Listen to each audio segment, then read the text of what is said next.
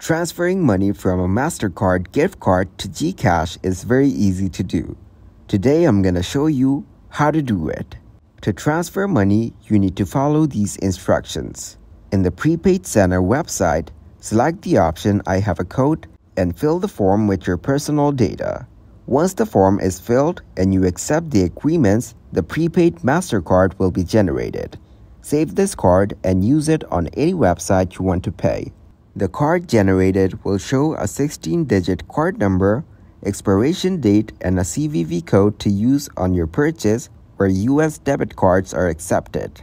Once you are on the website you want to complete your purchase on, select credit or debit as the payment method. Do not select gift card. In the payment method section, enter the card information as you would a credit or debit card. In the billing address section, please fill in your name and address. Click Pay and enjoy your purchase right away.